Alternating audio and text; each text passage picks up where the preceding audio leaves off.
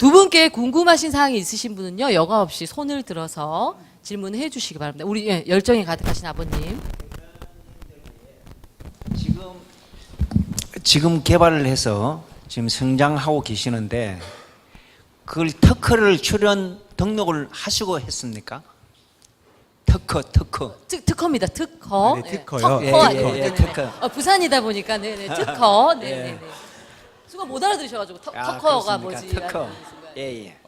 지금 저희 회사에서 갖고 있는 특허는 뭐 제조에 관한 것들은 사실 저도 어떻게 발음을 어떻게 해야 되죠? 특허라고 하겠습니다. 특허로 하십시오. 예, 특허. 예. 죄송합니다.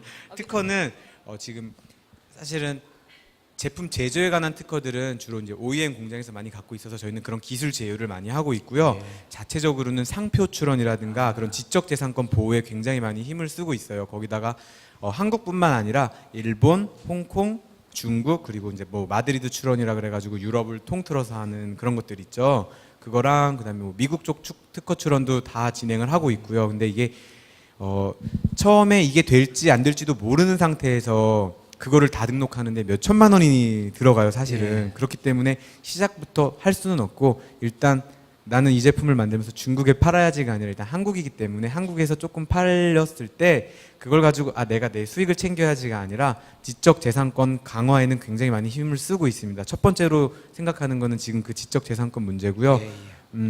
네이버에다가 또 파파레서피 한번 검색해 보시면 짝퉁 때문에 몸살이라는 기사들을 굉장히 많이 보실 수 있을 거예요. 가짜 상품들에 대한 이슈도 굉장히 많아서 실제로 그런 지적재산권을 저희가 갖고 있지 않았더라면 중국에 다 뺏길 수 있는 그런 상황들도 있었습니다. 네, 굉장히 좋은 질문이시고요. 잘 알겠습니다. 네네네. 예, 고맙습니다. 우리 최종현 대표님께도 궁금하신 사항 있으시죠? 예, 네네. 마찬가지로 네네네. 이 특허 문제 때문에 네네네. 저도 지금 앞전에 외국에서 사업을 하다 네네. 실패해서 다시 예비 창업자로 아이들을 지금 등록을 한 상태거든요. 아, 그럼 오늘 잘 오셨습니다. 2차, 네. 예, 2차 심사를 보고 왔어요. 네네네. 면접. 그래서 특허 문제 때문에 네네. 특허 문제 저게 지금 네. 알겠습니다. 아니 저희도 알겠습니다. 네. 뭐 결국에 제가 말씀드리고 싶은 것도 뭐 비슷한 차원일 것 같고요. 그냥 뭐 저희 회사는 상표권한테 등록이 돼 있는데 음식업, 외식업 또 음식 뭐 식품 제조업 같은 경우에 그 방법에 대해서 특허로 인정받기가 사실 쉽지는 않습니다. 근데 계속해서 이제 시도는 하고 있고 그 중에서 일부는 등록이 완료가 된 것도 있긴 하고요. 근데 그 상표권에 대해서만큼은 창업하시면서 관심은 계속해서 가지셔야 될 것 같아요. 그러니까 시작할 때 일단 그 투자금 비율에 맞춰서 너무 이제 과도하게 하는 것도 또 그렇지만 어느 정도는 보호할 수 있게 해두고 그리고 사업이 성장하면서 계속해서 좀 또 하려고 하는 사업에 미리 해놓는 것도 중요한 것 같아요. 그러니까 저희 같은 경우는 큰 곤란을 겪은 적이 있어요, 사실은. 네. 이제 오가다라는 이름으로 이제 하고 있었는데 그 류가 이제 굉장히 많죠. 모든 류에다 등록을 할 수는 없는데 현재 영위하고 있는 사업만 등록을 해놨다가 신규 진출을 하려는 사업에는 일단은 안 해놨던 거예요. 근데 하고 나서도 한 1, 2년은 안 하고 있었는데 대기업에서 등록을 해버린 거예요. 그러니까 출원인 거죠. 등록이라기보다. 출원을 해서 그것 때문에 한 1, 2년 정도 굉장히 골치가 아프고 힘들었죠. 또 대기업이랑 싸움이다 보니까. 근데 뭐 저희가 이미 사업을 해서 매출이 일어나는 부분이 있어서 결국에는 뭐 완전히 보호받기는 했는데 뭐 그런 면에 있어서 사업 처음에도 그렇고 진행하면서 계속 관심을 일정 시간 안에는 좀 가져야 되지 않나 이렇게 생각하고 있습니다. 예, 말씀 잘 들었습니다. 고맙습니다. 진행까지 봐주시네요. 네, 말씀 잘 해주셨습니다. 자, 다음 질문 받도록 하겠습니다. 네, 저기 우리 또 열정이 가득하신 우리 어머니. 네, 마이크 받으시고요. 마이크까지 안 해도 되는데 오가다 선생님 저기 그 음료 쪽으로만 하고 제가 계시나요? 일본 분 온 줄 알았어. 오가다 선생님이라서 깜짝 놀랐어요. 네, 오가다 네. 대표님. 주로 네. 오가다 대표님은 주로 음료 쪽만 하고 계신가요? 아니면은 그와 관계로 뭐 디저트하고 이렇게 다 같이 함께 하고 계시는 건지 제가 잘 몰랐어요. 다 같이 함께 하고 있습니다. 그 네, 디저트 네. 분야도 같이 하고 계세요? 맞습니다. 그러시구나. 사실 말씀드리자면 음료가 아니라 부산이다 보니까 음료라고 알아들으시는 음료라고 게 좋으실 것 같습니다. 저희가 한국차 위주 음료다 보니까 네네. 예. 디저트나 푸드류도 어울릴 만한 제품들 위주로 네, 떡이나 뭐 인절미 브레드나 이런 것들 위주로 많이 왜냐면 출시하고 제가 그 디저트 중에 하나 엿을 갖다가 개발해서 터크를 하나 냈거든요. 그래서 혹시나 해서 한번 여쭤본 거였습니다. 예. 아, 이게 그 선전포고를 하시는 건가요? 혹시 이 부분은 건들지 않겠다 뭐 그런 건 아니시죠? 저도 그 인터넷에 오늘 가셔가지고 한번 쳐보세요. 메뉴가 다 나와 있는데요. 예. 그거 공부 많이 되실 것 같아요. 네, 예, 알겠습니다. 감사합니다. 네네. 또 다음 분 계신가요? 네, 저기 저 바로 이제 이분 먼저 듣고 바로 가겠습니다. 그 최승윤 대표님한테 질문드리고 싶은데 26살 때 아까 전에 창업했다고 들었습니다. 그 되게 좀 젊은 나이에 창업을 어떻게 하신 건데 그러면 20대 초반부터 아예 나는 개인 창업을 할 거다라고 생각을 하시고 그렇게 창업을 하신 건지 그리고 창업한 준비 기간, 오가다를 만들기까지 한 창업 준비 기간이라든지 창업 준비 자금 같은 것들은 어떻게 준비하셨는지 알고 싶습니다. 네. 저는 대학교 때도 창업을 했었어요. 그래서 창업에 대해서 관심은 굉장히 많았고 대학교 졸업하고 ROTC로 군대를 갔다가 전역을 하는 해에 바로 창업을 했습니다. 그래서 소대원들이랑 같이 시작을 하게 됐고요. 지금도 저한테 단아가를 쓰는 직원들이 이제 있고요. 그래서 이어서 말씀드리자면 창업 비용이 사실은 그 오프라인 매장으로 시작하는 사업일 경우에 비교적 많이 드는 게 사실이죠. 아무리 2평짜리 가게였다 하더라도 총액이 한 1억 원 정도 들었어요.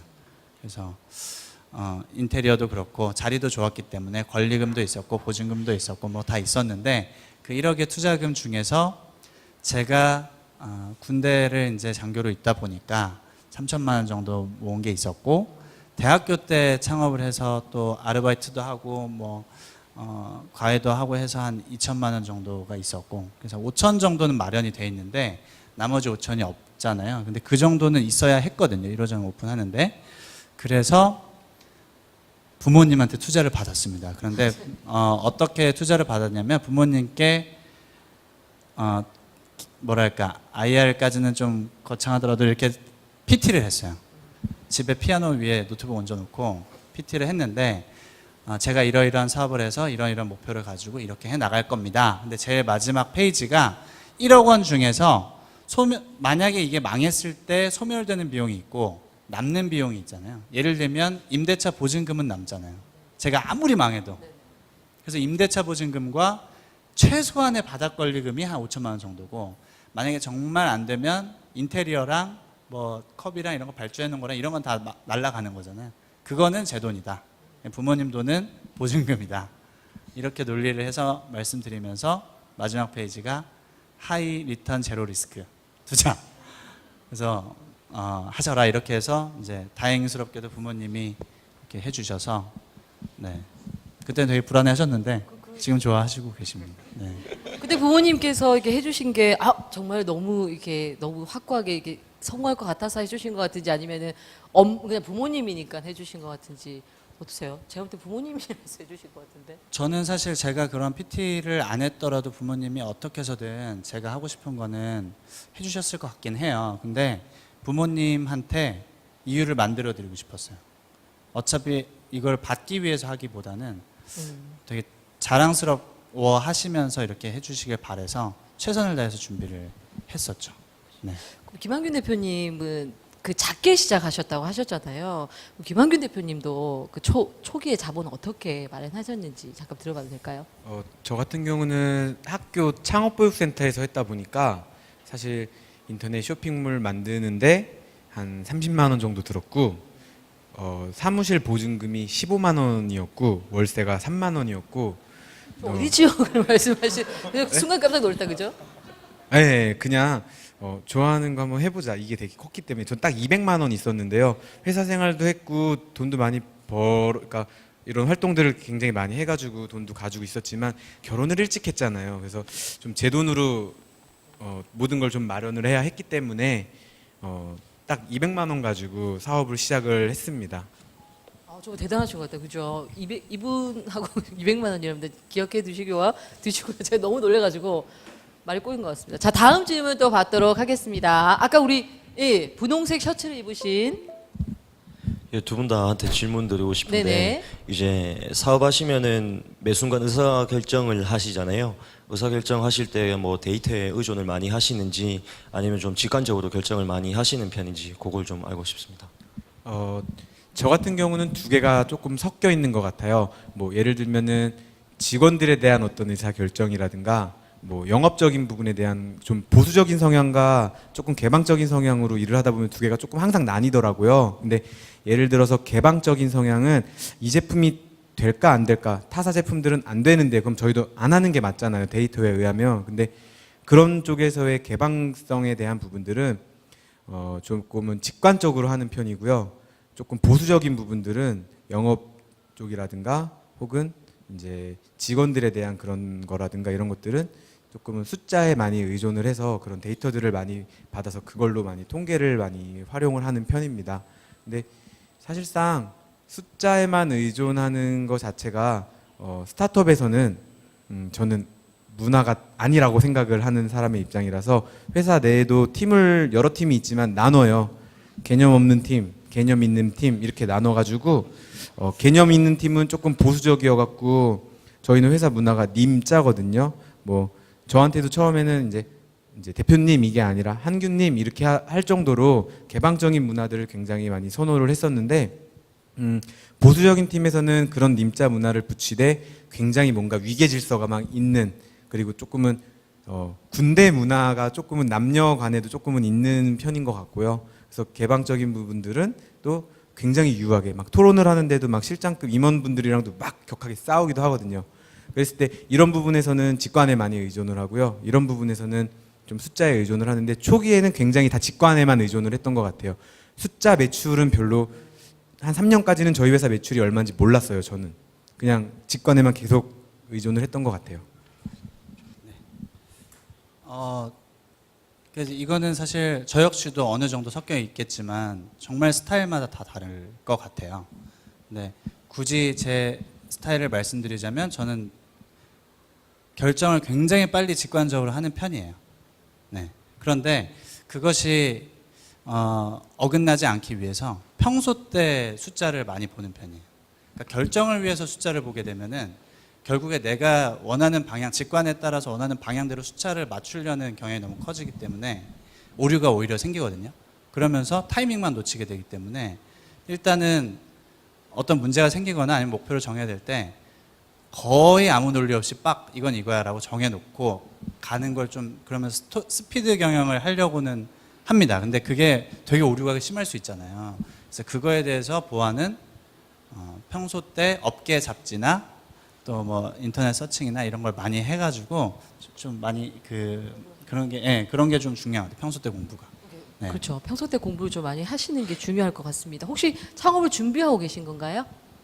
하고 아니요, 계신? 예, 저희는 지금 옆에 있는 친구랑 같이 좀 진행을 하고 있는데 네네. 저희가 좀 진행하다 보니까 뭐 슬럼프라든지 좀 겪고 네네. 있는데 있는데 문제가 있습니다. 사실 뭐 요즘에 드는 생각은 이거 뭐 어떻게 해야 될지 모르겠다라는 그런 물음표가 계속 떠 있는 상태인데 이 상황에서 기존의 데이터를 이용을 해서 미래를 보는 게 맞는 건지, 안 그러면 처음 뭐 저희가 창업했을 때처럼 직관적으로 질러야 맞는 건지, 그거에 대한 고민이 좀 계속 있는 상태라서 한번 여쭤봤습니다. 어떻게 도움이 되시는 것 같아요? 예, 아주 큰 도움이 됐습니다. 네, 알겠습니다.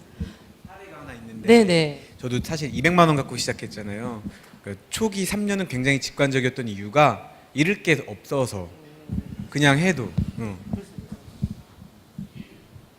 자, 저희가 질문 한 번 더 받도록 하겠습니다. 저기 아리따운 여성분. 나이가 어떻게 되세요? 네, 22살이요. 아, 정말 어리신 것 같습니다. 네. 최승윤 대표님한테 네네네네. 질문하고 네네. 싶은데 대학교 때 창업하셨다고 하셨잖아요. 저도 지금 창업을 해서 하고 있는데 아직 대학생이다 보니까 노는 것도 많고 놀고 싶기도 하고, 그런데 일이 너무 바쁘다 보니까 제 개인 생활, 개인 시간, 친구들이랑 놀 수 있는 그런 것들도 좀 작아지고 이러다 보니까 막 좀 회의감이 드는 거예요. 이거 해야 되나? 계속 조금 더 있다가 해야 되나 이런 생각도 들고 좀 더 놀고 싶은데 이게 그렇게 생각하다 보니까 일이 더 힘들어지고 어떻게 하셨는지 궁금해서. 근데 왜 최승윤 대표님한테 여쭤보신 건가요? 대학- 이분이 더 많이 노실 것 같이 보이나요? 아니 대학교 때 창업. 네네네. 말씀을 많이 하셔서 그래서 네네네네. 저 대학교 때 얘기를 안 했어서 저는 사실 대학교 때 창업도 하기는 했는데 뭐 전역하자마자 사회생활을 바로 창업을 하자라는 목표를 대학교 1학년 때부터 갖고 있었던 건 아니었어요. 그래서 저 역시도 사업 시작하기 전까지도 계속 이게 맞는지 고민하고 그랬었는데 저는 스타일이 일단 대학교 시절에는 목표를 일단 정하려고 노력은 해야겠지만 아무리 생각해도 나는 뭐에 꽂혔어, 나는 정말 완전 이거에 미쳐 있어 하는 게 딱 떠오르지 않는 경우가 더 많잖아요. 근데 저도 좀 그렇기도 했거든요. 그래서 그랬을 때 제 방법은 이게 맞는지는 모르겠지만 잠을 안 자고 일단 경험을 다 했어요. 뭔가 할 수 있는 건 다 했던 것 같아요. 그러니까 대학교 때 할 수 있는 대학교에만 할 수 있는 거를 일단 해야 되잖아요. 그럼 대학교에만 할 수 있는 게 뭐예요? 일단 CC. CC는 대학교 졸업하면 절대 할 수 없잖아요. 그렇죠? 죽었다 깨어나도 할 수 없죠. 했어요. 아니 그러니까 했어요? 오케이. 다음 단계. 다음 단계. CC 했답니다. 참고해 주시고. 당황하셨어요. 네. 당황하셨어요. 네. 아니 그러니까 예를 들면 장학금. 대학교 다닐 때만 할 수 있죠? 네. 학교 뭐 해야 되니까. 그렇죠. 네. 그리고 뭐 동아리 활동. 그리고 학업이랑 이제 사업이랑 병행해 보는 것도 사실 그때만 할 수 있는 거라고 저는 그때는 생각했어요. 그러다 보니까 이걸 리스트업을 쫙 했어요. 대학교 때만 할 수 있는 거 위주로. 그래서 그걸 하나하나 해 나가기 시작했습니다. 그 중에 하나가 CC도 있었고. 그리고 장학금도 막 2점 몇 막 이렇게 하다가 딱 한 번 4.38 이렇게 딱 한 번 받고 딱 한 번이라도 받으면 장학금 받고 학교 다닌 거잖아요. 그래가지고 딱 한 번 받고. 얘기할 수 있죠. 네. 네네. 그런 식으로 하나하나 다 해 나갔고요. 그리고 막노동도 해봤어요. 친구들이랑. 막노동하고 뭐 과외도 하고 알바도 별의별 걸 다 경험을 하면서 뭘 할 때 내가 제일 재밌는지를 시간을 가지고 생각을 해봤어요. 그게 저한테는 군대 시절이었어요. 그게 너무 좋은 기회거든요. 군 시절이. 맨날 뭐 밖에 이렇게 아무것도 없는 거 보초 쓰고 있고 막 이래야 되기 때문에 그 과정에서 내가 했던 정말 많은 활동들 중에서 제일 행복했던 게 이거였구나. 그래서 나는 창업을 해야겠구나. 이렇게 생각을 했던 거고요. 그리고 일단 그 아이템이나 창업을 해야겠다라는 걸 결정을 하고 나서는 그 대학교 때 했던 방향 없이 했던 모든 활동들이 다 구슬 끼어지듯이 다 껴지는 거예요. 예를 들면 응원단을 했었습니다. 대학교 때 또. 그래서 응원단에서 막 춤을 춰봤기 때문에 장사 하나도 안 됐을 때 매장 앞에서 매일 춤을 출 수 있었고, 그리고 CC를 하면서 연애를 그런 사랑을 하다 보니까 카페도 많이 가고 뭐 이러면서 나름대로 외식업에 대해서도 알 수 있었고, 여자분들이 훨씬 더 많이 깨 있으니까 그런 거에서. 그리고 뭐 군대도 ROTC로 가다 보니까 그 훌륭한 소대원들이랑 같이 시작할 수 있었고, 심지어 대학교 때 제가 100일주를 먹은 적도 있었어요. 100일 연속 술을 먹는 건데, 그러니까 술을 되게 좋아하고 많이 먹고 놀고 그랬어요. 근데 100일주를 같이 먹었던 선배가 있었어요. 함께 했던. 그 선배도 이 선배가 나중에 어떻게 해서 오가다 사업에 도움이 될 거야 라고 생각해서 100일주를 했던 건 아닌데, 그 선배가 나중에 정신을 차리고, 그 형은 정말 고주망태였는데 정신을 차리고 열심히 공부를 해서 공인회계사가 된 거예요. 그래서 그 형이랑 저랑 100일 동안 술을 먹으면 얼마나 밀접한 관계가 됐겠습니까? 그래서 그분이 저희 회사에 공인회계사 다니다가 지금은 CFO로 들어와서 재무관리에도 도움을 주고 계시고, 근데 이게 예상하지는 못했던 거잖아요. 그 100일주까지도 오가다 사업에 도움이 되고 있으니까. 그런 거 보면은 일단은 정리를 하자면 제 생각에는 첫 번째는 우리 대표님처럼 최대한 빨리 내가 뭐에 미칠 수 있는지를 정말 고민을 해서 생각을 해봐야 되는 게 첫 번째인 것 같고요. 근데 그 노력을 했는데도 쉽지가 않아. 도대체 내가 좋은 게 뭔지 모르겠고, 정말 모르겠어. 나도 저 사람처럼 미칠 수 있을까 막 두렵기만 하고. 그렇다면 일단 집에서 고민하고 있지 말고, 저는 집에서 자는 시간이 거의 없었던 것 같아요. 별로. 정말 외부 활동을 많이 했고 그러면서 많은 경험을 하고 그 경험을 하면서 생각을 계속 하면서 이렇게 하다 보면은 뭔가 딱 찾는 날이 있을 거예요.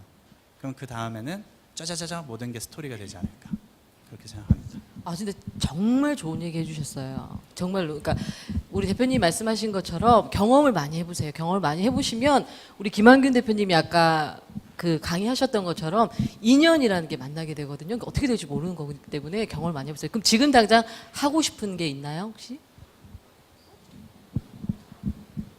성공하고 싶어요. 성공하고 싶어요. 성공하고 싶은데 놀고는 싶고, 그죠? 아, 예, 그죠. 그 나이에 할 수 있는 얘기입니다, 그죠? 저희가 이제 마지막 그 질문 한번 받고 정리를 하도록 하겠습니다. 네, 우리 어머니. 저는 코스토리의 김한균 대표님 뵈려고. 아니, 왜 그렇게 왔는데요. 웃으세요? 김한균 대표님. 너무 웃으시는데 사심이 아, 들어가시죠. 제가- 제가 감기가 너무 심하게 걸렸는데도 불구하고 오늘 꼭 좀 뵈야 되겠다 생각하고 왔었거든요. 네네네. 저는 오랫동안 직장 생활을 하다가 한 10년 전부터 비누 아로마 스킨케어 이걸 이제 하기 시작했어요. 지금 기능은 다 익혔는데 그래서 작년에 과감하게 회사를 이제 직장을 퇴사하고요. 이제 창업을 하려고 하는데 이단부터가 문제인 거예요. 좀 자신도 없고 그래서 어떻게든 이런 기회가 만들어지면 대표님들 한 만나봐야 되겠다. 그래서 혹시나 개인적으로 도움을 좀 줄 수 있을지 조언 이런 부분을 말씀드리는 거거든요. 그래서 그러면은 이제 비누를 만드셔서 비누나 뭐 소이캔들이나 뭐 비누 이런 화장품 아로마 다 지금 하거든요. 근데 일단 화장품 회사를 하려면은 어쨌든 제조 판매업이라는 네. 그런 자격 요건을 갖춰야 되는데 혹시 그 요건이 되시는지 어쨌든 그런 서류적인 부분에서의 문제는 없어야 하니까 네.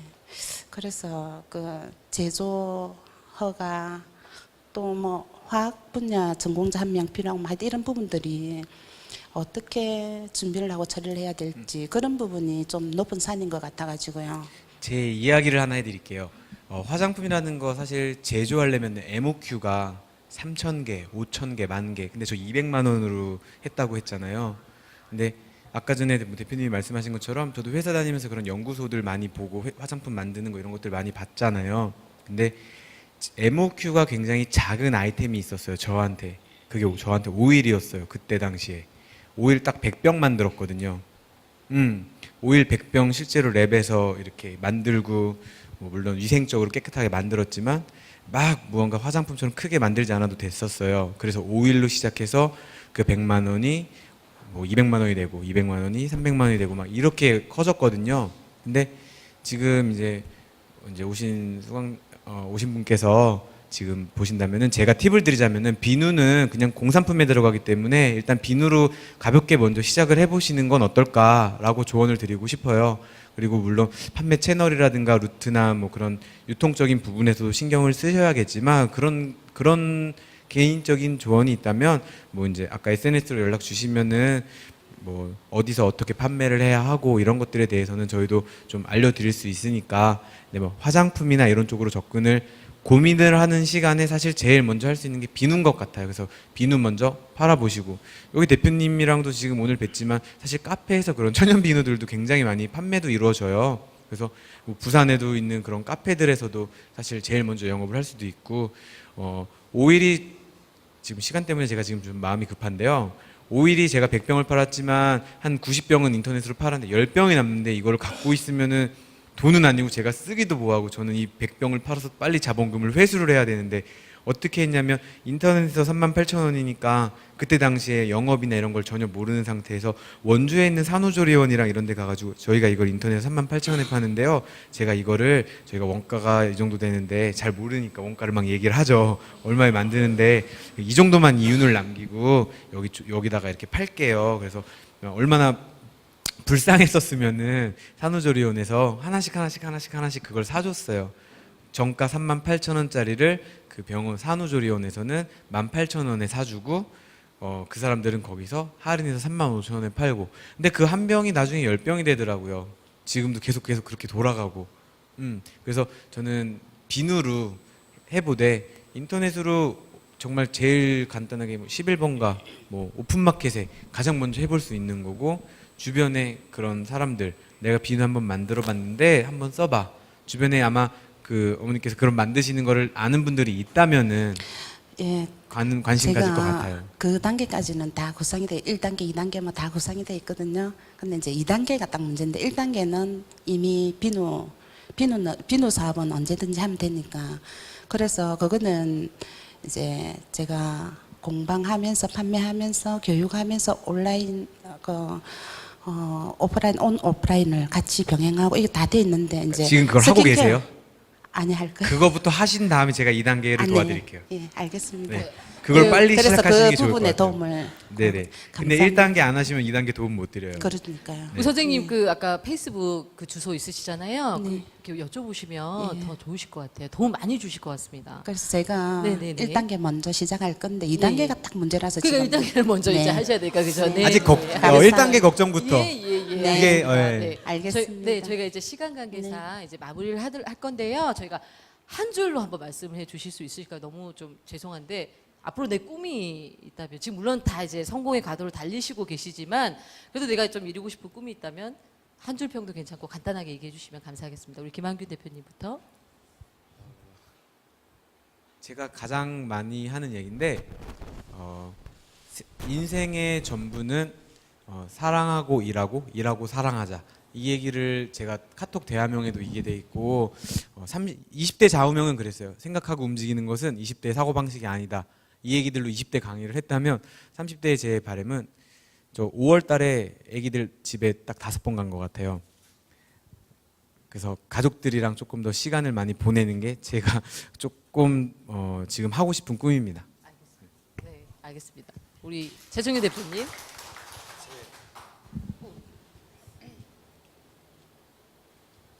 저는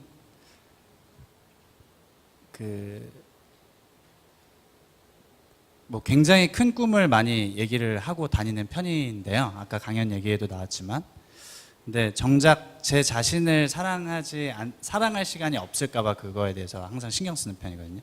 그러니까 나를 사랑하는 사람만이 주변 사람한테도 사랑을 나눠줄 수 있고, 그것이 큰 사업으로 계속 이어질 수 있을 것 같아요. 그래서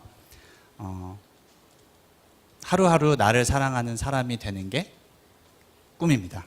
그리고 사업 구상하시면서 그 시작을 나한테 초점을 맞춰야 될 것 같아요. 내가 정말 좋아하는 게 뭐냐, 그리고 내가 정말 사랑하는 게 뭐냐. 그래서 나를 되게 예쁘게 보고 이런 내가 뭘 좋아하지? 이거를 한번 보는 거예요. 되게 나르시시즘처럼 이렇게 보는 거죠. 그러다 보면은 즐겁게 할 수 있는 일이 또 나올 수도 있지 않을까 이렇게 생각합니다. 네. 네, 맞는 말씀입니다. 여러분 오늘 함께 해주신 우리 두 대표님을 위해서 따뜻하게 큰 박수 부탁드리겠습니다. 네, 저희 함께 세 분께 다 큰 박수 한번 부탁드리겠습니다. 네, 감사합니다. 네, 이렇게 해서 저희 두 번의 강연까지 그리고 토크까지 좀 다 마쳤고요. 창업과 건강한 세상을 꿈꾸다의 시간 마지막 하려고 하는데, 사실은 저희가 이제 운영하는 저희 회사가 이런 교육 문화를 콘텐츠를 개발 운영하는 회사입니다. 근데 제가 아까 메시지를 한 분씩 묻던데 뭐 저한테는 물을 일이 없겠지만 개인적으로 그래서 묻지 않아서 제가 그냥 말하면, 아까 우리 김한균 대표님께서 하셨던 강의에 뭐 늘 배우는 걸 잊지 말자라고 하는데, 사실은 제가 운영사나 운영자로서 전체적인 걸 봐야 되는데 항상 앞에서 이렇게 강연을 듣거든요. 그래서 어떻게 보면 저희는 오신 분들이나 오늘 처음 뵙는 분들도 계셔서 강연자 분들 모시는 거에 섭외를 하기 위해서 섭외자들께 연락을 취하거나 강연을 듣거나 하는 게 거의 100에서 한 200회 정도 됩니다. 일단 한 300분한테 전화를 하고 이렇게 두 분이 오시는 거의 그런 케이스예요. 그래서 저희 섭외팀이 따로 있고, 근데 너무 좋으셨죠? 예, 그래서 항상 이렇게 끝나고 나면 정말 이 자체의 지금 느낌이 되게 보람이고, 특히 저희는 이제 교육 기반을 하는 회사다 보니까 정말 잘 모셨다. 그리고 다음에는 더 좋은 분 또 모셔야 되겠다. 이런 생각을 해보게 됩니다. 그래서 말인데요. 오늘로 끝나는 것이 아니고 저희는 행사가 8월 그리고 10월, 12월까지 이어진다는 말씀을 예고편으로 좀 드리고 싶고요. 여러분들이 오늘 받아가셨던 부분들을 또 다른 기획형으로 또 다른 동기부여로 저희가 한여름 8월에 다시 뵙도록 하겠습니다. 날짜가 정해지거나 또 연사님을 모시면 SNS에 저희 홍보를 하니까요. 또 참석해 주시고 아마 우리 스타트업 카페 회원이시면 계속 문자 발송을 할 겁니다. 그러면 우리 최 대표님께 배웠는데 재방문율을 높여야 될 것 같다 이런 생각을 많이 합니다. 그래서 8월에 다시 뵙도록 하겠습니다. 행복하십시오. 감사합니다.